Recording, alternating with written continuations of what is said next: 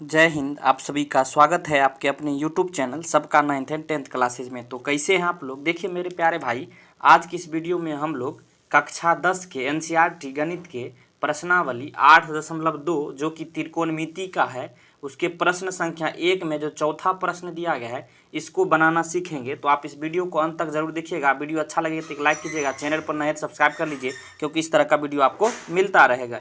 तो चलिए सबसे पहले जो है प्रश्न को समझिए क्या कह रहा है। देखिए, निम्नलिखित के मान निकालिए और ये प्रश्न दिया गया है sine 30 degree plus ten 45 degree minus cosec 60 degree. अब बट्टा दिया गया है और नीचे है sec 30 degree plus cos 60 degree plus cot 45 degree. अब देखिए मेरे भाई, सबसे पहले इसको मान निकालने के लिए क्या करना होगा, आपको जो है त्रिकोणमिति के टेबल जो होता है उसके सभी मान आपको याद रहना चाहिए। क्लियर है। उसका मैंने जो है एक ट्रिक से वीडियो बनाया है, यहाँ आपको लिंक जो है आई बटन में दिख जाएगा और डिस्क्रिप्शन में भी। आप वहाँ से ट्रिक की मदद से आप जल्द से जल्द आप जो है आसानी से याद कर पाएंगे। तो चलिए सबसे पहले साइन 30 डिग्री का मान रखेंगे। देखिए ऐसे प्रश्नों को सॉल्व करने में आपको कुछ भी नहीं, सिर्फ कैलकुलेशन आना चाहिए, जोड़ घटाव गुना भाग, बस। बाकी आप आसानी से इसे डील कर पाएंगे। अब साइन 30 डिग्री का मान आपसे पूछे तो आपको पता होगा साइन 30 डिग्री का मान कितना होता है, तो 1/2 होता है। क्लियर है, समझ गए। अब देखिए, अब फिर प्लस का साइन है तो दे दीजिए प्लस।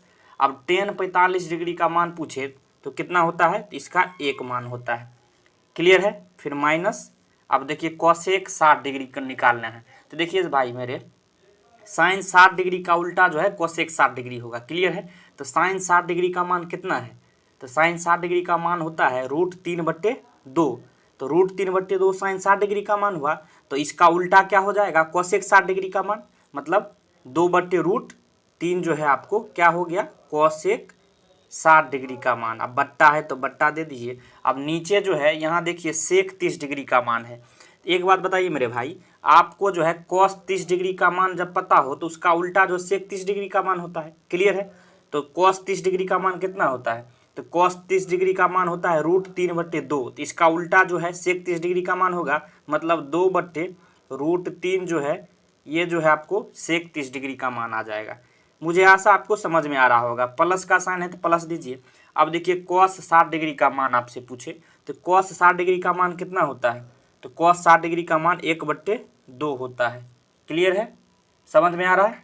फिर प्लस का साइन है तो प्लस दे दीजिए। अब कॉट 45 डिग्री का मान अगर आपसे पूछे तो टेन का उल्टा होता है कॉट, तो टेन 45 डिग्री का मान कितना होता है, तो 1 होता है। तो कॉट 45 का मान 1 का उल्टा होगा, मतलब 1/1 यानी 1 ही होगा।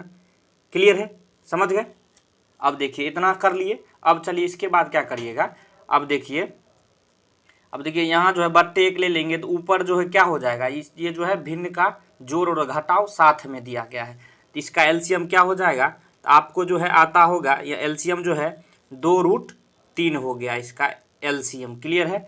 अब यहाँ कितना लिखेंगे, तो भिन्न के जोड़ जिस तरह से लिखा जाता है, तो 2√3 में जो है आपको जो है पहला 2 से भाग देना है, जो भागफल आएगा उसको ऊपर वाला 1 से गुणा करके लिख देना है। तो जो 2 से भाग दीजिएगा तो ये √3 आएगा इसका भागफल, √3 को 1 से गुणा करिएगा तो क्या होगा, √3। फिर प्लस इसी तरह जो है, अब यहाँ जो है 1 है तो यहाँ कितना हो जाएगा, 2√3। फिर माइनस कितना हो गया, 2 दूनी 4। आप समझ गए होंगे। क्लियर है। अब देखिए बट्टा का साइन है तो बट्टा दीजिए। नीचे भी जो है भिन्न का जोड़ आ गया, यहाँ भी जो है एलसीएम क्या आएगा, 2√3। क्लियर है। अब देखिए यहाँ कितना आएगा, अब देखिए यहाँ 2 दूनी 4, फिर प्लस, उसके बाद क्या हो जाएगा, 2 से इसमें भाग देंगे तो ये √3 यहाँ आएगा, फिर प्लस यहाँ 2√3 आ गया। मुझे आशा आपको ये जो है भिन्न का जोड़ समझ में आ गया है किस तरह से करना है। अब इसके बाद देखिए क्या करिए मेरे भाई, अब एक चीज़ यहाँ देखिए, यहाँ √3 है, इसके पीछे 1 छिपा रहता है, मतलब 1 जो है यहाँ √3 है, यहाँ जो है 2√3 है, तो दोनों जोड़िएगा। √3 यहाँ भी है, √3 यहाँ भी है, यहाँ सिंगल √3 है, यहाँ 2√3 है, तो कितना हो जाएगा, 3√3। क्लियर है। तो 3√3 हो गया। फिर माइनस का साइन है तो -4, फिर बट्टा का साइन दीजिए, नीचे क्या हो गया, 2√3। अब फिर यहाँ देखिए, आप यहाँ भी देखिए 1√3 यहाँ है, 2√3 यहाँ है, तो कितना हो जाएगा, 3√3। तो 3√3 और फिर +4 हो गया। अब बट्टा क्या है, 2√3। अब देखिए मेरे भाई, जब इस तरह के फॉर्म में हो देखिए क्या बट्टा है, 1 2 3 गो बट्टा है। तो इसको सॉल्व करने का क्या तरीका है पता है आपको? ऊपर वाला जो बट्टा दिया गया है ना उसको ज्यों का त्यों आप उतार दीजिए, मतलब 3√3 -4। अब बट्टे क्या है 2√3, मतलब ऊपर वाला का जो बट्टा कंप्लीट है इसको चेंज नहीं करना है। चेंज किसे करेंगे तो नीचे वाले जो बट्टा दिया गया है, अब गुना का साइन अपने मन से देंगे और नीचे वाले को जो है उलट के लिख देंगे, मतलब 2√3 को ऊपर लिखेंगे, अब बट्टे में लिखेंगे 3√3 +4। समझ गए? क्लियर है? अब देखिए यहाँ 2√3 ऊपर और 2√3 नीचे सेम है या गुना में है तो ऊपर नीचे कट जाएगा। क्लियर है? समझ में आ गया? अब क्या बच गया यहाँ देखिए, आप लिख दीजिए। तो यहाँ जो है 3√3 -4 बचा। अब बट्टे में क्या बच गया है 3√3 +4 बच गया है। अब देखिए क्या करिए मेरे भाई, अब जो है यहाँ जो एक कॉन्सेप्ट लगेगा, क्या कॉन्सेप्ट लगेगा, हर का परिमेयकरण। तो यहाँ से लिखिए हर का परिमेयकरण, हर का परिमेयकरण करने पर। अब हर का परिमेयकरण क्या होता है इसका कॉन्सेप्ट समझ लीजिए। जैसे सबसे पहले क्या करिए, हर का परिमेयकरण जिसका निकालना हो उसको डायरेक्ट लिख दीजिए, मतलब इसका हर का परिमेयकरण करना है तो नीचे जो है लिख देंगे 3√3 -4 बट्टे जो है 3√3 +4 आ गया। अब देखिए ऊपर वाला जो बट्टा के ऊपर क्या होता है ये अंश होता है, नीचे बट्टा के नीचे जो है ये हर होता है। तो यहाँ आप देखेंगे क्या कह रहा है, हर का परिमेयकरण, मतलब इसे जो है आपको चेंज करना है। तब डायरेक्ट क्या करेंगे, अपने मन से गुना का साइन देंगे और यहाँ जो है ना नीचे जो दिया गया है हर में 3√3 +4, इसके साइन को चेंज करके ऊपर नीचे गुना कर देना है। बस यही हर का परिमेयकरण का कॉन्सेप्ट होता है। तो 3√3 साइन प्लस है तो आप माइनस कर देंगे, माइनस रहे तो प्लस कर देंगे, और ऊपर नीचे सेम जो है इसी तरह से गुना आपको कर देना है। मुझे आशा आपको इसका कॉन्सेप्ट समझ में आ गया होगा, हर का परिमेय किस तरह से करते हैं आसान भाषा में। समझ गए? यहाँ प्लस था तो माइनस करके ऊपर नीचे गुना कर दीजिए। अब देखिए वैसे भी अगर गुना किया, अब देखिए सेम चीज़ है तो कट के एक ही होगा तो फर्क पड़ेगा नहीं, इसीलिए हर का परिमेयकरण इस तरह से किया जाता है। क्लियर है? अब देखिए, अब इसको सॉल्व करिए आगे। देखिए अब इसे जो है इस तरह से रख लीजिए ताकि आपको आसानी से जो है समझ में आ जाए, ब्रैकेट में घेर लीजिए। अब एक बात बताइए मेरे भाई, 3√3 -4 है, फिर गुना 3√3 -4 है, मतलब ये जो है 2 बार लिखा गया है। तो इसे इस तरह से भी आप लिख सकते हैं 3√3 -4 इसका होल स्क्वायर। क्लियर है? ये 2 बार है तो 2 बार इसका भी मतलब 2 बार ही हुआ। समझ गए? फिर बट्टा का साइन दीजिए। देखिए एक एक छोटी छोटी बातों को मैं समझाने का प्रयास कर रहा हूँ, थोड़ा वीडियो लंबा बनेगा लेकिन आप बेहतरीन ढंग से समझ पाएंगे। अब नीचे देखिए 3√3 +4 है, यहाँ भी गुना में जो है 3√3 -4 है, मतलब अगर इसे हम a मानते हैं, इसे b मानते हैं, इसे भी a इसे b, तो क्या हो जाएगा a + b, यहाँ क्या हो गया a - b, मतलब a + b गुने होगा a - b। तो एक फार्मूला क्या होता है a + b into a - b बराबर a² - b², ये फार्मूला होता है।